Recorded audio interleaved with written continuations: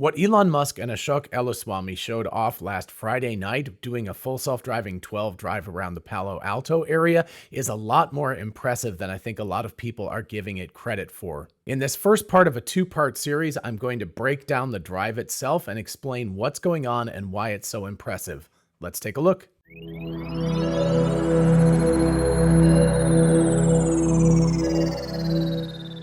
Hey y'all, it's Dr. Know-It-All. This is actually maybe part 2 of a 3-part series. If you want to see part 0 or part 1, you can check it out up here. That was kind of a hot take right after Elon Musk and Ashok did their drive around and, my very quick thoughts, which I maintain. I'm very, very happy with those thoughts. But in this one, originally I was going to do this as one video, but I realized I was going to have to break it into 2 for the time aspect of it. What I've done in this one is I've broken apart the video, which is about 45 minutes, and I've taken out the important chunks, and then I'm going to stop and talk about each of them. They're in temporal sequence, so they go in order, but if you want to watch the entire thing, of course, I will leave a link to that in the description so you can check out the live stream on X. Before we get into the video, however, let's start with a couple of posts from Elon Musk on X within the last day or two. He was really responding to Omar's. Omar had a lot of Elon's ear on Saturday. So anyway, the first thing he said was, full self-driving seems like a breakthrough, and Elon said, yeah. So, that's our super big broad brushstrokes picture, but yes, it's a very, very big breakthrough. This next conversation between Ashok and Elon is really interesting. So he wrote, this end-to-end neural network approach will result in the safest, the most competent, the most comfortable, the most efficient, and overall the best self-driving system ever produced. It's going to be very hard to beat it with anything else. And then Ashok responded to himself, and it took a tremendous amount of high-quality data from the fleet, a very large amount of compute, and a world-class engineering team to get to this point. To which Elon responded, true, it was super hard to do this, even when full self-driving is 2 times as safe as the average human driver, fully unsupervised in all scenarios, then we will want to make it 3 times, 4 times, 10 times safer.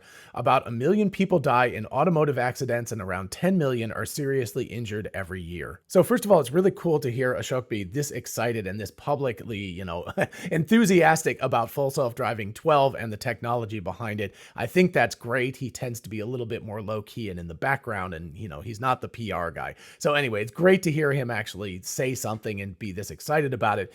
And of course, they are right about the data and the training and all of that stuff, but that's the next part of this episode. So definitely, do the like and subscribe and all of that kind of stuff so that you get alerted when the next episode comes out. Then we get to this interesting nugget, which, by the way, I predicted was going to happen. In fact, I'll put a video up here that shows that I predicted this. But anyway, Omar said, I really want to buy a new Tesla, but I don't know what to get. A 3, a Y, an S. Will I be stuck without beta for a long time on hardware 4? Are there some product updates imminent? I feel like this shouldn't be so hard. What do you recommend I buy? Elon. So Elon actually responded to this and said, hardware 4 software will lag hardware 3 by at least another 6 months, as our focus needs to be on getting full self-driving on hardware 3 working super well and provided internationally. So first of all, a little pat on my back, because I said it would definitely be the end of this year at the earliest before we would see some sort of convergence between the two. Now, it is really interesting that they are focusing on international rollout of full self-driving, and that, of course, is going to push things back. They're clearly focused on hardware 3, and as we will see from the video, they very much have enough compute power to make this happen on hardware 3. So this is the right decision in my opinion, but it does kind of suck for people who are making a decision about whether to purchase hardware 4 right now or stick with their hardware 3 vehicles. Tough decision, folks. And then finally, one more from Omar's catalog. Tesla could hand the entire autopilot source code to Ford today, and it would take them years to replicate the data set and integrate it into their vehicles. To which Elon responded, designing in the cameras, liquid-cooled Tesla computer, always go liquid-cooled, and by the way, the board inside the vehicle is liquid-cooled, and high-security internet gateway will probably take major car companies about 3 years. Might as well start now. We want to be helpful as we were with making our patents available for free, as well as our advanced, I believe it's advanced, charging connector. They will probably want to use our online vehicle management system on the server side too. So if this looks like Elon Musk and Tesla rolling out the red carpet for people to license their software and get help building the hardware, yes, that definitely looks like it. It also looks like it could could take 3 years or more for these companies to design this stuff in. So they better start yesterday. All right, and now on to the video. I have chopped this up. It's about 20 minutes worth of video here that I'm going to go through. So obviously it will take me some time, which is why I broke this into 2 pieces.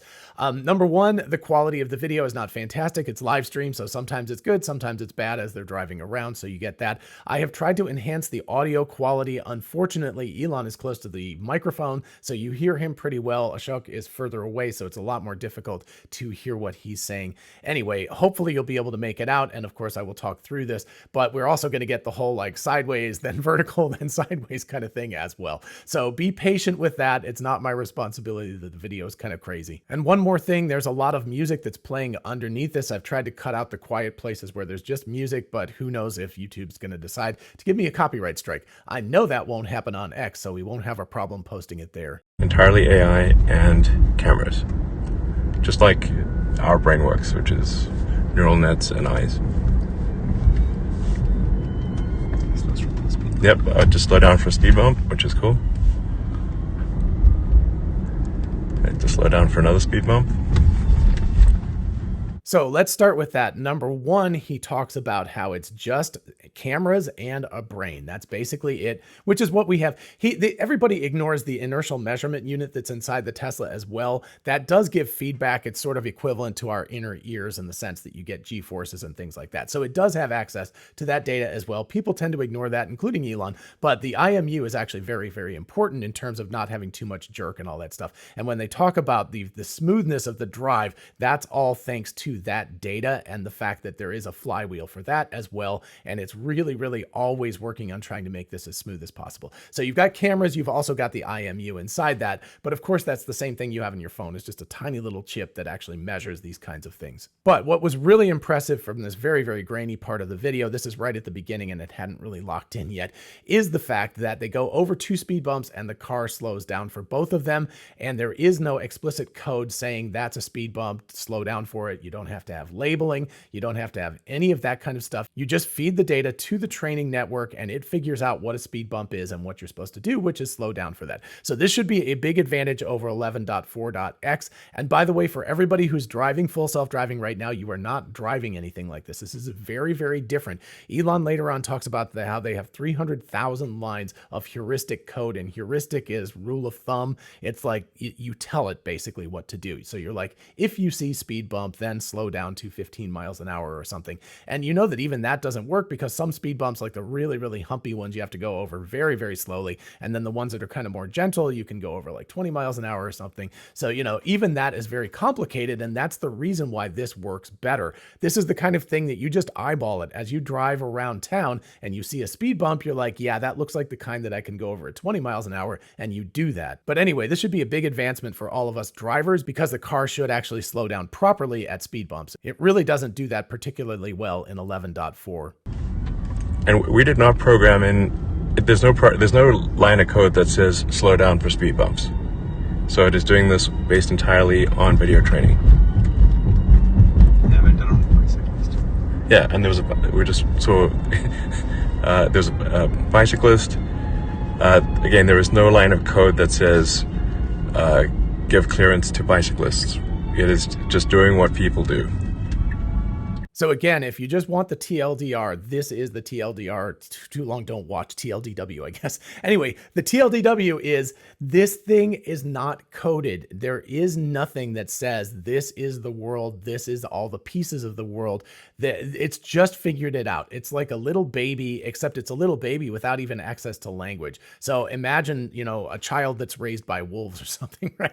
So you don't have access to language, but you do have access to all this input. And what you can do is you can figure out things over time. You can go like, okay, this is the nature of the world. This is the 3D-ness of the world, gravity, acceleration, all of that kind of stuff. You just figure out. You don't need language to figure that stuff out. And of course, if you are a human being who has never given access to language, that would be very unfortunate. I hope nobody is in that position. But even if you weren't, you could be shown how to drive. Somebody could just drive you around and not talk. This would be an awful experiment. But, you know, you could theoretically at least, you could take a human being, never expose them to language or anything, but still take them and put them in a vehicle and drive them around. And eventually they're going to learn that that octagonal thing with the white, lines, which is stop, would be the thing that you stop at and how you behave at those things. The red light is the thing you stop at. Even if you don't have a concept of what red is, the concept of red, you still understand that that color, that thing on the light means stop, and that the green one means go, and the yellow means speed up so you go through really fast. I don't know. Anyway, all of those kinds of things can be learned without language. And that's effectively what this version of the software is doing. It's learning all of this stuff without linguistic instruction. It's just picking it up. As Elon says, he says, it's watching videos. It's kind of a weird way to put it, but I guess actually it kind of works because you have the input nodes to your neural network and the video stuff comes in. It feeds into those input nodes. And that's basically like watching something. It's sort of equivalent to what our eyeballs do. And it takes all of that information and it processes it. And out of the end of that comes press the accelerator, press the brake, turn the wheel, whatever the control sequence has to be to make the car drive. Now, of course, we have heard indications that there might be some large language model kind of stuff that might get integrated into the vehicle later, whether that's just an add-on that allows a natural language way of communicating with the car, or whether it's actually integrated and the car will actually learn to understand language on a more basic level and more fundamental level. I don't know. But at any rate, we're talking about something here that's got a non-linguistic understanding of the world. Again, like a human being that was never introduced to language, we would still learn and understand how to deal with the world and how to interact with the world. All of that stuff can happen without language. It can read science without ever being taught to read. Once again, there is no line of code that says stop at a sign or wait for another car. Who came first or whatever. Or who came, there's not like wait X number of seconds, nothing like that. Nothing. This is all nets, baby. Nothing but nets. So this is really interesting too. Again, remember, when you don't have explicit heuristic code that says if this, then do that, then you've got a situation where the car itself has to learn. Now, not the car, of course, a gigantic supercluster that learns this stuff, but then it gets pushed into the car. And again, we're going to talk about that much more in the next episode. But basically, it watches what human beings do, and it realizes that if you pull up to a stop sign and somebody's already there, you wait, and then you allow that person to cross, and then you go. So it figures that out. It never has to be explicitly taught that. It just learns that on its own. Along, of course, with the idea of this is a stop sign and I have to stop here and then continue on. So here we are at a roundabout. So roundabouts are obviously pretty complicated. It's waited for those two cars. Yep, it just waited for those two cars to go and then did the turn. So again, we just saw a roundabout here. Roundabouts are very complicated, especially for neural networks. They don't seem to be as complicated for humans, although I think it does give us some trepidation. But the whole thing about when you can merge, where you can merge, how to get into the traffic flow in a roundabout and then how to get out of it effectively is all rather complicated stuff. And if you're not used to driving in roundabouts, then it can be very, very difficult and challenging. But anyway, you saw the vehicle wait for two cars. Elon Musk's Model S, the Ego car, which is the car with the full self-driving in it, it waited for the two cars in front of it to go, and then it proceeded on, and it looked very, very smooth. The current version of the software, if it gets to a roundabout, is kind of herky-jerky. It's like it stops, it goes, it's hesitant, all this stuff. The car here seems much more assertive. It seems like it knows what it's doing. It drives much more like a human being, and that is all to the good. Again, I'm being somewhat repetitive about this, but we have never programmed in the concept of a roundabout. We just showed a whole bunch of videos of roundabouts. So a lot. A big fleet helps. Yeah, I mean, you definitely need a lot of training data, a lot of video training data in order to make this work. So and you need really billions of dollars of training hardware, and you need to know how to run the neural net training hardware. So it's not like easy, but the mind-blowing thing is that there's no heuristics. There's no lines of code. Just going to pause here because he's going to mention this guy on a scooter and stuff. By the way, this is Stanford campus. I know you can't tell because the video is pretty poor quality, but this is actually Stanford campus. It's absolutely beautiful. But of course there are, students around. There's a lot of stuff going on in this. But anyway, more to the point, again, there is no like labeling of human being. There's no labeling of scooter. There's no labeling of lanes. There's none of this stuff. All of the things that we've heard about in the past and all of this important stuff has been sort of thrown out. And again, I've said this before, I believe Elon Musk's really, really big superpower is that he doesn't get taken in by the sunk cost fallacy. In other words, the idea that, oh my gosh, we've spent billions of dollars and years on this technology and this architecture, we have to keep going. He's like, nope, throw it away. Let's start again. So anyway, it's that kind of a thing that gives him a real superpower. Most people are too afraid to do that, even in their personal lives, much less in billion-dollar industries. And again, lest anybody go like, well, they wasted all their time. You don't know where you're going till you get there. And the data flywheel that Tesla has created is critical to their ability to train and make this stuff work, which is the reason why other companies can't just, flip a switch and make this happen. Anyway, let's continue on here. Like there's a guy on a scooter. It doesn't know what a scooter is. It doesn't know what paddles are. It's literally just been given a lot of video. So, and it's doing all of this on hardware 3 with about 100 watts of inference compute. So it's not like, obviously, it's not some like massive data center. And if we were offline, there would be no difference. This is locally. All the inference that's happening is local. It does not need an internet connection. So this is worth pointing out. This is very, very different than like an Amazon Alexa or Siri or whatever. You're not getting a communication to a big data center and then communication back. That obviously is not going to work for a vehicle, a cruise. You're going to have problems if you have to wait. There could be delays, there could be disconnections, all that kind of stuff. All of this is being done in a mobile compute platform that's sitting behind your glove box in your vehicle, operating at about the energy cost of a traditional light bulb or 100 watts. That's just so little power.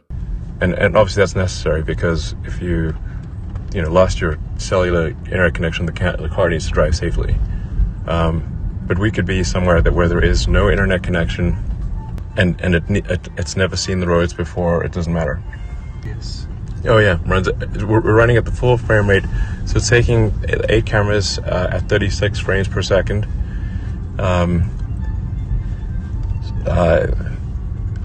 Yeah.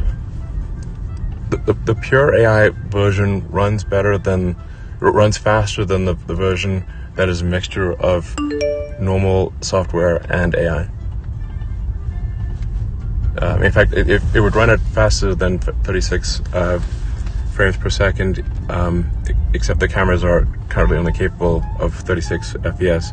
Our current, back of the envelope frame number is we think it could probably run at 50 frames a second. So let that one sink in for a second. He's saying that they actually can run this faster than 11.4 because they're just running neural networks and they don't have all of this heuristic code, and that theoretically, at least, they could run this at 50 frames per second or 50 hertz or 50, updates per second. It's limited because the cameras only operate at 36 frames per second. So actually the software could run faster than the cameras, and that's on hardware 3. And if you remember back to that tweet where he said hardware 4 was going to be lagging for a while, Elon specifically said that the photons are different. What the input is different. And again, I will pat myself on the back because I said that very explicitly.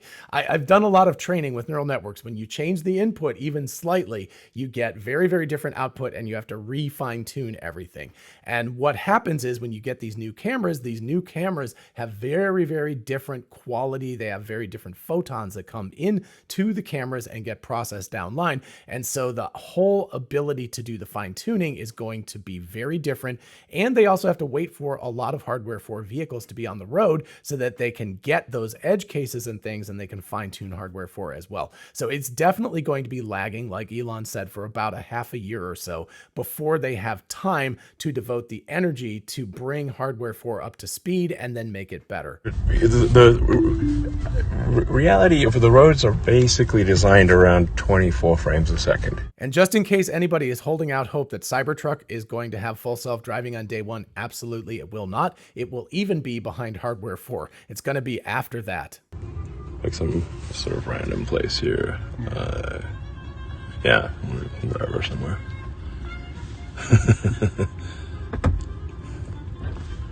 So let's stop here for just a second. As opposed to most demos, which people prepare very, very carefully, you could see that Ashok just put his finger on the map and pushed it. And by the way, this is a nice feature of Tesla's navigation. It will pop up a little thing and say, do you want to navigate to here? And you say yes, and it will route there. So this is all live. This is not pre-planned, no pre-planned routes. They're just going there. Eventually, they Google where Mark Zuckerberg lives and they try to go there. Of course, they don't actually find it, thank goodness, because that would be kind of bad if they'd actually found his house. But anyway, you know, they're just literally just like driving around. They're like, well, okay, let's see where we end up going. And so it's very important, even though it might seem, you know, unimportant. The fact that you're just able to put in a destination and the car actually goes there is really incredible. And one other thing I want to point out here that I think a lot of people haven't noticed, and that is that the set speed is 85 miles per hour. You can see the max speed is 85. That's not coincidental. That's the fastest you can go with full self-driving beta. And so next time it pops up, I'll try to call this out.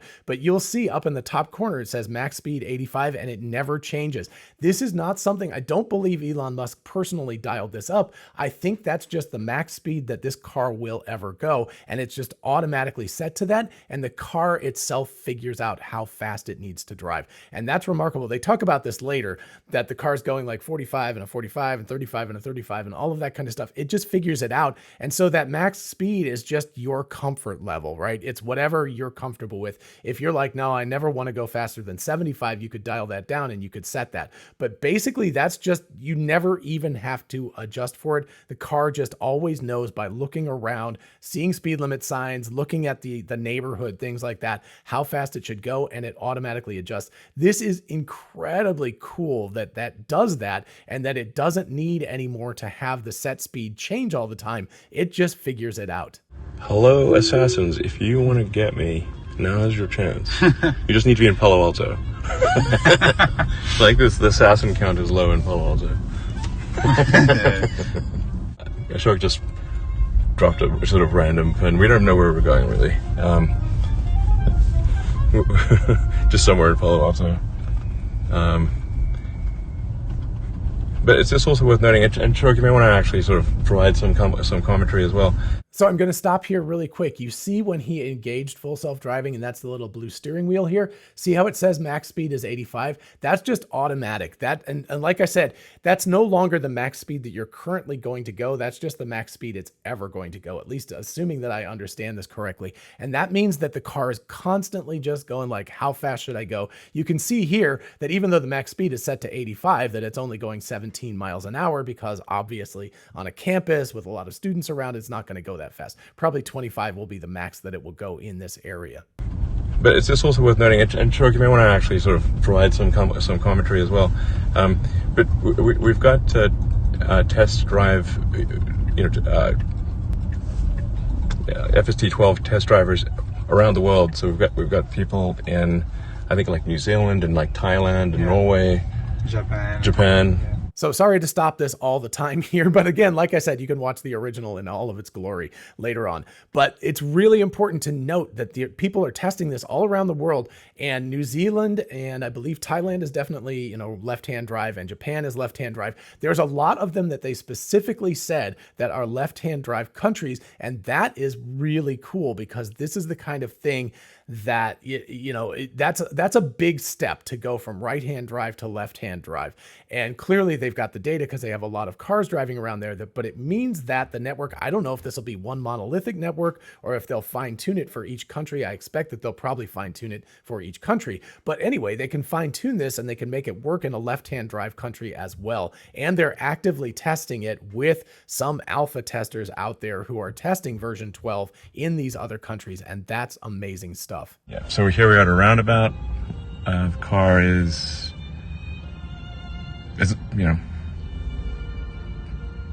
I've never been to this roundabout before, and the car is not specifically trained on this roundabout. Yeah, and then once it's out turn and just proceeds. Yeah, no frills. Exactly. So it waited for the correct amount of time, drove smoothly around the roundabout. Again, I will be somewhat repetitive, but there is no line of code that says this is a roundabout. There is nothing that says wait, X number of seconds, which is what we have in the explicit control stack that's the sort of version 11. There's over 300,000 lines of C++ in the explicit control stack of version 11, and there's basically none of that in version 12. Yeah, and just because there's no lines of code doesn't mean that it's not controllable. It's still like quite controllable on what you want by just adding data. Now you have to program with data instead of programming with code.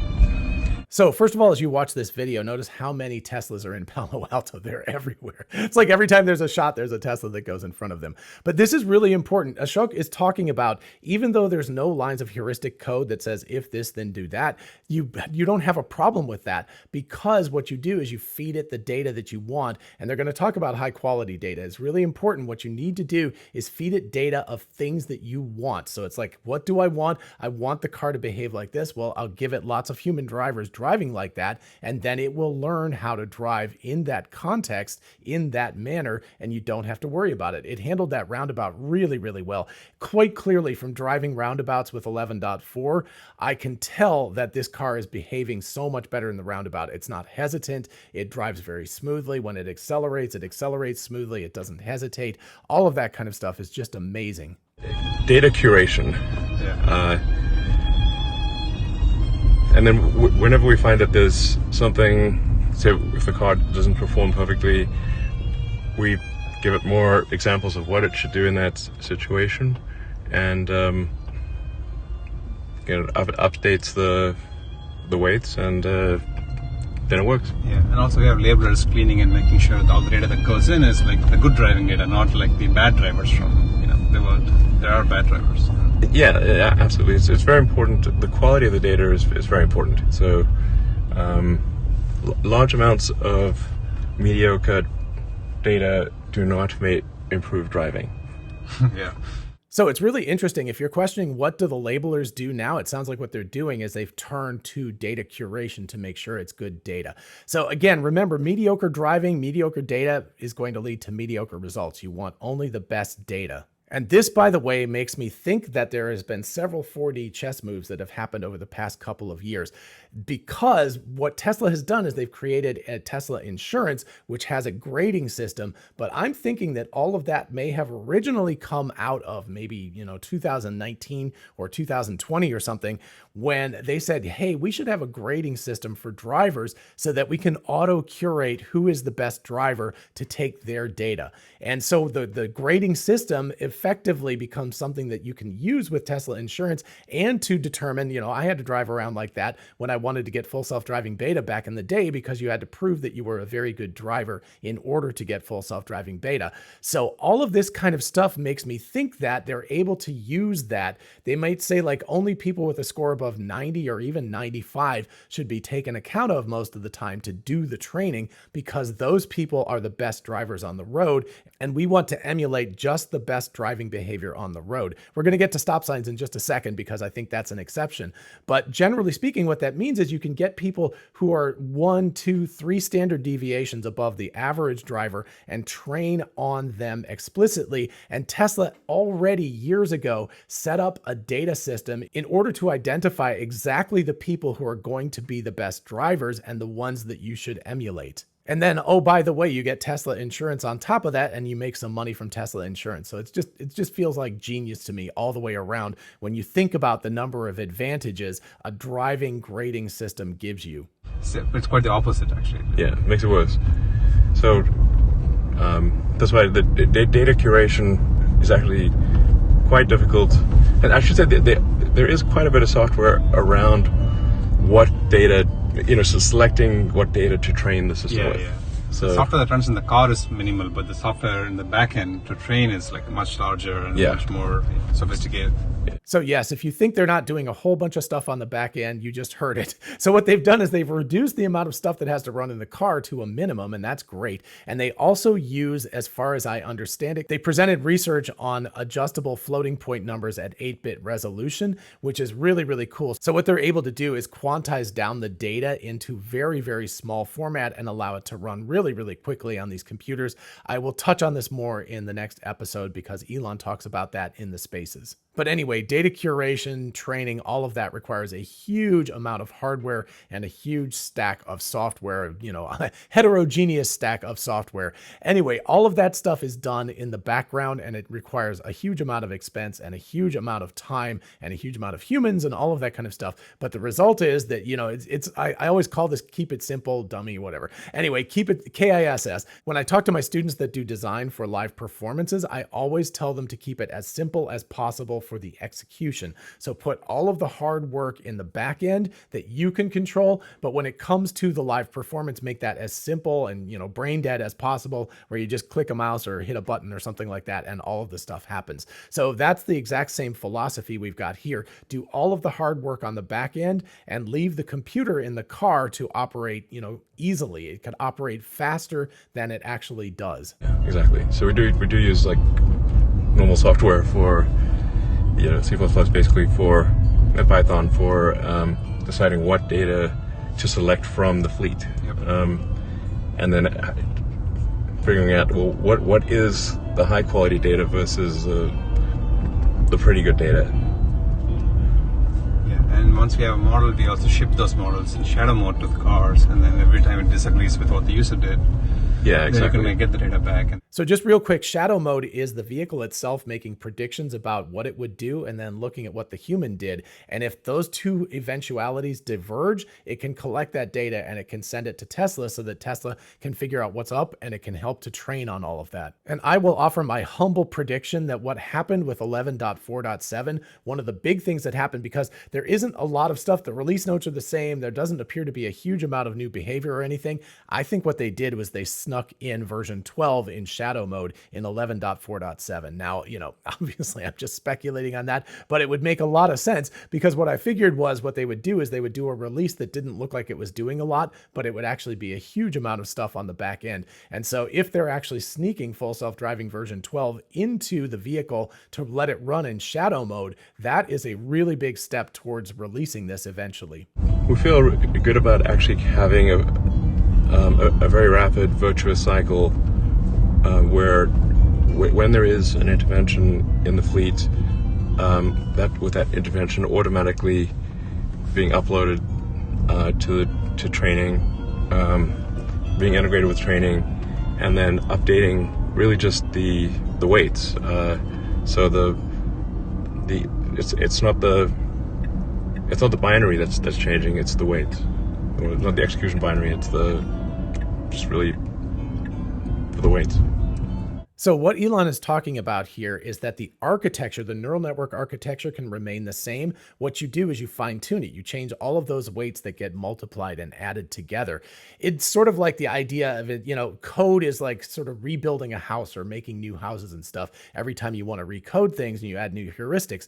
With the neural network architecture, you've got a house, but the interior design changes, right? You move the couch around, you repaint the walls, things like that. That's sort of analogous to what's going on here. So it's a much different paradigm going from heuristic coding, where you're actually rebuilding houses and doing all of that kind of stuff, to changing the weights in a neural network architecture. Once you get the building completed, you just move things around in the interior of it, and that's all you have to do. So that's much more efficient. Of course, it's very, very difficult to design the architecture right in the first place, and it took a lot of false steps, obviously, and there's probably some false steps in the version that they have now, but it's close to the right version. And once they have that version, all they have to do is keep refining the weights, like moving the furniture around, redecorating inside of this building. So there's not like, oh, this is a red light, this is a green light, and this is the traffic light position.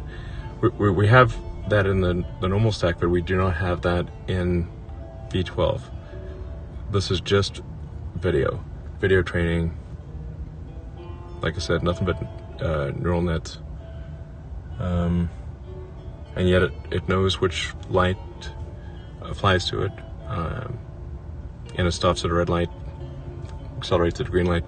Now, one of the sort of maybe slightly funny challenges we've had is that Since the car is being trained on what humans do. Okay, I want to stop here. I know this is right in the middle of Elon saying something, but the car's behavior here is amazing. Notice that the light turned green, the car proceeded up, the white car in front of it went through the intersection, but the cars are stopped at the back of the lane in front. And if the ego car had proceeded into the intersection, it would have gridlocked everything. And so the car actually stopped at the walkway, at the line, and waited, and then the light is going to turn red, and then the car is just going to wait, and then of course it will proceed when the light turns green again.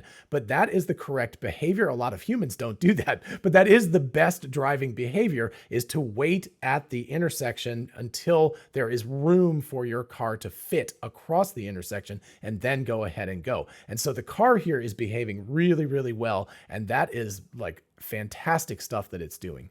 Since the car is being trained on what humans do, humans almost never stop fully at a stop street. So when they get to a stop sign, humans actually almost never go to 0 miles an hour. They may think they did, but usually they're doing at least a few miles an hour at a coming up to a stop street. Sometimes people go faster than that, but the regulators are they're really quite insistent that we go to come to a complete stop at stop signs.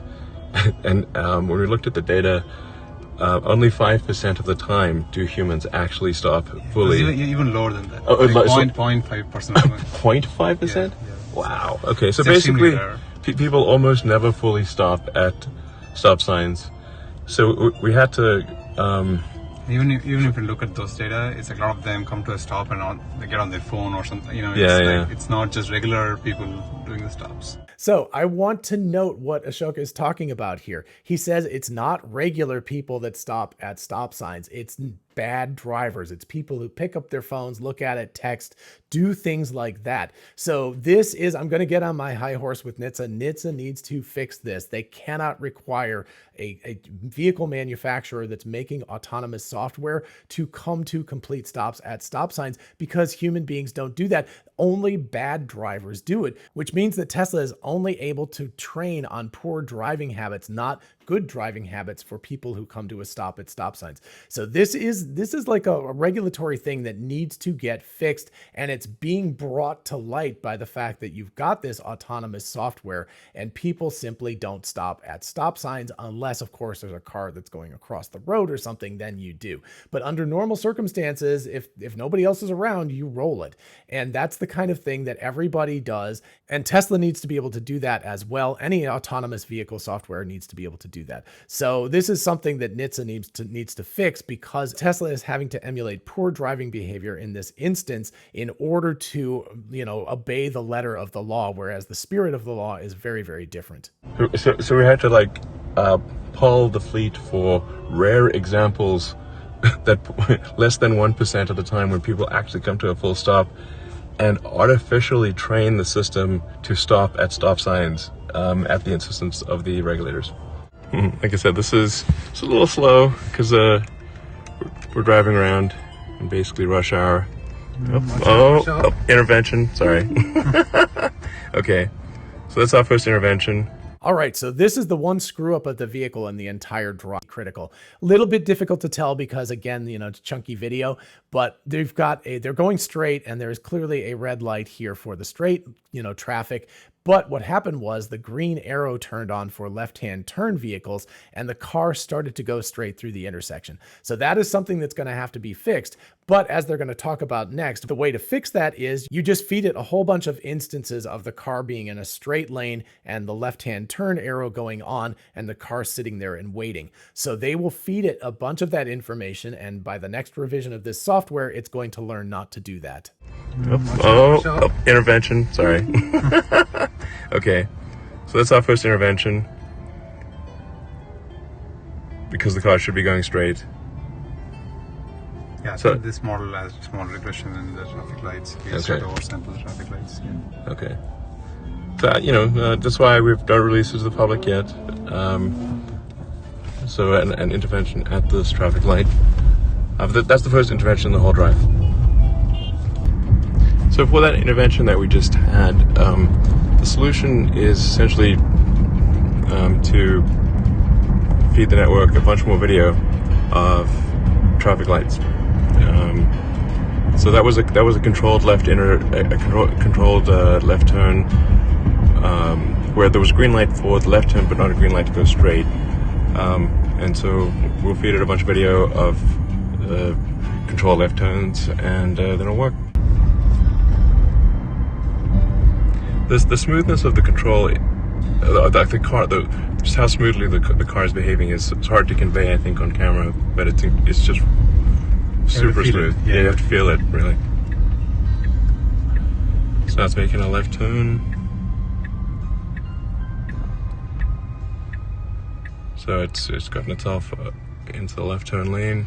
So once again, note that Elon talks about how smooth the car is driving, and it definitely appears to be doing that. One other thing to note here is that their ego car, the Model S here, has pulled up pretty close behind this other vehicle in front of it.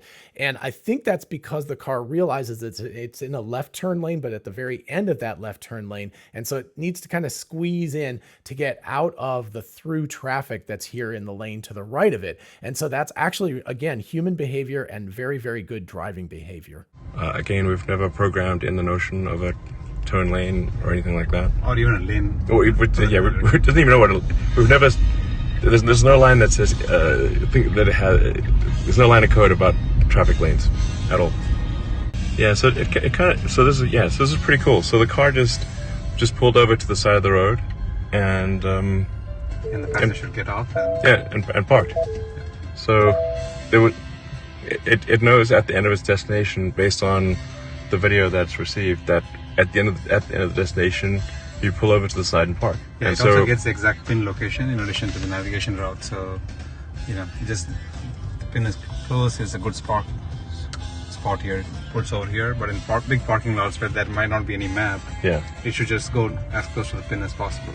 So again, notice what this did. It got to the destination and it pulled off to the side of the road and it stopped. So that's exactly what you would want it to do.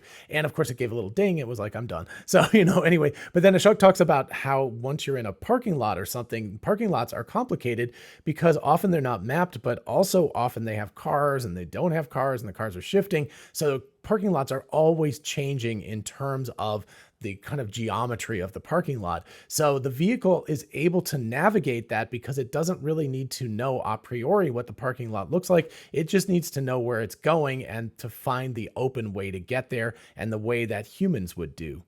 Yeah, in fact, in sort of robotaxi world, it would actually just, probably perhaps know what you look like and just literally look for you. Yeah. If you have a picture or something, you can just look for exactly. you. It's like if you're signed up and it's like, just say, you don't have to, but if you want the car to literally find you, you just have to send it a picture of you, and it will look for you and wait for you. Yeah, exactly. And then you can also say, drop me off at the Starbucks or something. Yeah. It should drop you off at the building's entrance as close to Starbucks as possible, as opposed to somewhere random, Yeah, exactly. So again, super cool because the car has cameras. It's able to recognize you. It will be able to recognize you as a robo-taxi and come up to you directly, assuming, of course, you give it permission. I would assume if you don't want to do that, it won't do that. But it will also be able to say, you'll be able to say, take me to the Starbucks, and it knows what a Starbucks sign looks like, and it will actually drive there and drop you off at the entrance, as opposed to like Cruise and Waymo right now. They just kind of drop you at the street because they don't want to deal with parking lots, and you have to walk to the final destination. So this is all amazing stuff. It also enables actually Smart Summon or ASS because the car is able to navigate around complicated areas like parking lots. Next, let's take a look at what the car does when Elon puts it in full self-driving. After they are parked there for a minute, they put in another destination. I think this was the one ostensibly to Mark Zuckerberg's house. They didn't actually go there, but watch how confidently the car pulls out into traffic and proceeds ahead. Very, very different than the way that the current version 11.4 works. We have no. This is literally, we just Googled it. We don't know if this is where he actually lives or not, but we'll just go there. Roughly. So, he's like. Okay. So let's go, guys. What? And so you could see there, the car just pulls out no problem and just gets right out into traffic. Even the speed is just, everything is automatic. Right. Oh, is it going to stop? Yeah. Okay, good. And there's just a really quick one that shows that a yellow light happens and the car makes the decision, a relatively conservative decision, to stop. But the lights are very, very fast in Palo Alto. So anyway, it's not a big consequence, but it was the right decision to make. You know, you could hear you could hear Elon going, is it going to stop? Is it going to stop? Yes, it stopped. So anyway, it made the right decision. And that's the kind of thing that a human being has to do all the time. It's like, oh, the light just turned yellow. Will I make it through? Should I stop? All of those kinds of things. And the car did the right thing and it stopped well in time and no problem at all. Perhaps overly cautious about the pedestrians. Nice couple passing by. We won't film them because they might be a little weird. They won't be approving it. Just walk past. So, yep, so the car is very, very polite with pedestrians. So it's stopped to wait for the couple to pass by, and now it's continuing to drive. So I know Elon put the phone down so that you couldn't see the pedestrians going by, which was a nice thing to do. But there was a couple of pedestrians who walked out into the road across a crosswalk, and the car, of course, waited for them and then proceeded along. So just worth pointing that out. Again, nothing explicit. There was no code that was written that says, if you see pedestrians, then wait for them. It just learned from the way good human drivers actually drive. Yeah, and one of the reasons we definitely need training from all around the world is that the weather in California is amazing, and it's as the song goes, like basically never rains in California. It's like sunny and nice almost all the time. The drivers are pretty nice too. The drivers here are quite polite. So you can hear, the issues with California. The issues with California are that it's beautiful all the time and the people are relatively nice. So anyway, you train in other places and you get other kinds of events going on, but that's all to the good. But of course, that's why Tesla is working on a generalized solution that works everywhere. Yeah, exactly. Like we need, situations where like there's a parade or a crowded situation or whatever, a lot of pedestrians for whatever reason. We want to be safe, but also confident and be competent. We don't want to be too skittish and like hit the brakes all the time. Yeah, if it's like unnecessary. It's winter basically in New Zealand, and so we have like this snowy conditions there that we can train in. There's a bicyclist. It's a little tight. It's okay. So let's rewatch that scene again. What happened was there was a cyclist up in front. The car was making a turn, but all of a sudden as it did that, another car that had right of way, I gather, I don't think it had a stop sign, came into the scene going the other direction. And it had to make a split-second decision of, do I stop in the middle of the road and chance a collision? Do I pull in just a little bit to get around the cyclist? What do I do? That's the kind of edge case that's really, really complicated. And it looked like the car handled it very well. But anyway, let's watch that one more time real quick. It's winter basically in New Zealand. And so we have like this snowy conditions there that we can train in. There's a bicyclist. It's a little tight. It's okay. Maybe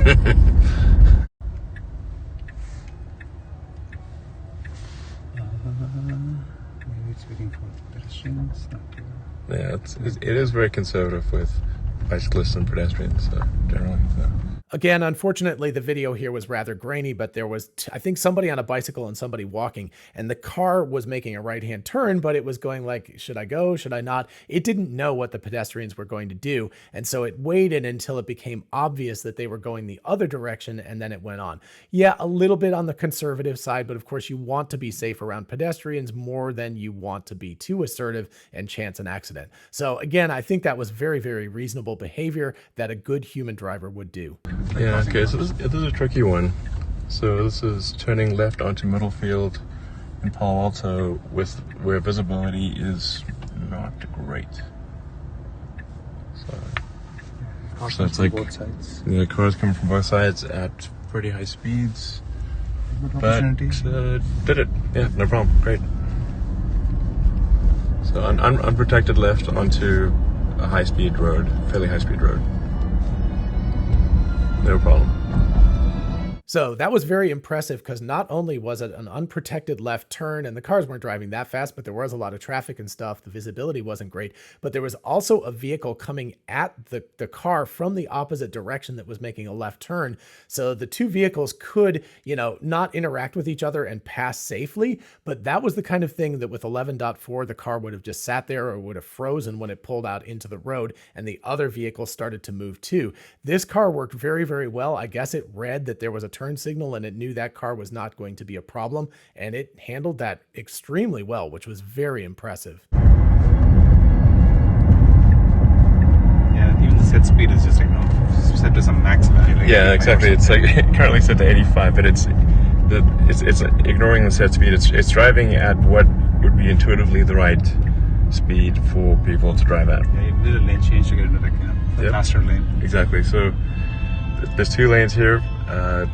There's a lot more cars in that lane, fewer cars in this lane, and it's going straight, so it picked the lane with the fewest cars. So again, as I said earlier, that 85 is just a max speed that it's allowed to go ever, and the car figures out how fast it should go given the circumstances all the time. That's very, very cool. But then also super cool, and a hallelujah from me, who always dings human beings as well as full self-driving, for getting in the longer lane, the more congested lane. You could see the car switched into the left-hand lane to get out of all that traffic and get into a lane with fewer cars in it. So that is really fantastic behavior. And that's going to elevate full self-driving from being kind of like a below average human driver to an above average human driver. Even the vehicle following it, typically, the distance and the velocity and everything, acceleration, there's nothing here, and it's able to follow the vehicles. Yep, exactly. There's no explicit distance that's programmed in for how close you should be behind a car. It's, again, just video training. Yeah, it's intuitive, just intuitively. These speeds, and this is kind of the right following speed. Like what would humans generally do? And it picks like a reasonable follow distance and does that. We'll see how it does in the parking lot. So, because parking lots are complicated, especially the Tesla parking lot, which is jam-packed. So probably pretty full even on a Friday night, a Friday evening. Yeah, it's 7 o'clock on a Friday.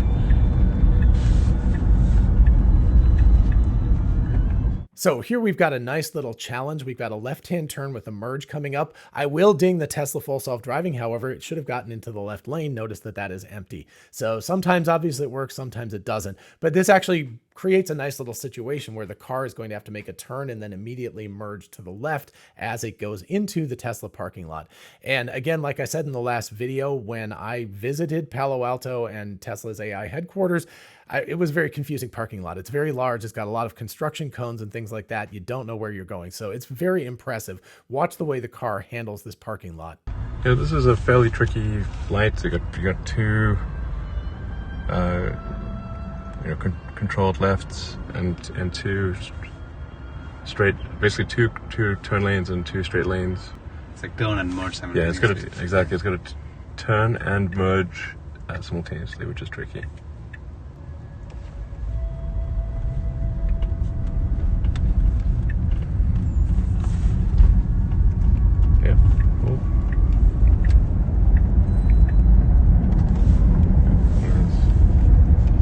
Now, one of the interesting things about pure AI driving is that it actually doesn't need a map at all. So we could delete the navigation system, simply give it a GPS point and say, get to this GPS point somehow. We're not going to tell you how. You could say, like, you see that building in the distance, go there. And it would do that even with it might make some, get to go down a road that's a dead end and then have to reverse out, but it would basically be able to do what a human can do, where if you said, please go to, point at something and go there. So that's going into the parking lot. There is no explicit map of the parking lot, so now it is just trying to get to a GPS point. All right, so that was the FSD 12 beta drive, super smooth. One intervention which we'll fix with a bit more training data, and otherwise really I would say, if this was a Uber driver, pretty much apart from that one intervention, 5 stars. Yep. So all right, thanks everyone for tuning in. So just to wrap it up again, you saw a parking lot, you saw some construction cones, you heard that Elon Musk talked about the fact that you don't need a cell connection or even navigation data, you just have to have a GPS point and the car will figure out how to get there. That is going to be a huge benefit to parking lots, which are a big challenge right now because they're not mapped as well as roads are, and they change all the time with cars and all of that kind of stuff. So anyway, this is all to the good. This is fantastic stuff. And this makes me very happy for the future of Tesla's FSD and autonomous driving. All right, I hope you enjoyed this rather geeky deep dive. Again, stay tuned for the next one where I'm going to talk a lot more about the back end and the cost and how they're doing all of this stuff. In the meantime, if you did enjoy the video, please do like it so other people can find it. And of course, consider subscribing for more of this kind of content. As always, a huge shout out to my patrons on Patreon, my YouTube channel members, and of course, my ex-subscribers. Thank you all so much for supporting the channel in any way that you can. And of course, if you want to join any of the teams, just check out the links in the description. And if you're interested in a whole bunch of really cool merch, check out our merch store. Link is in the description. We have TeslaBot t-shirts, the Tesla meme t-shirt, Success is a Possible Outcome, 4680 battery cells. All of that stuff is on t-shirts, mugs, tumblers, and on. So check it out. And finally, don't forget we are both Tesla and Amazon affiliates. If you look in the description, you can see how going shopping for a new Tesla, a solar roof, a power wall, or anything on Amazon helps out the channel. In the meantime, I'll see you in the next one. Bye-bye.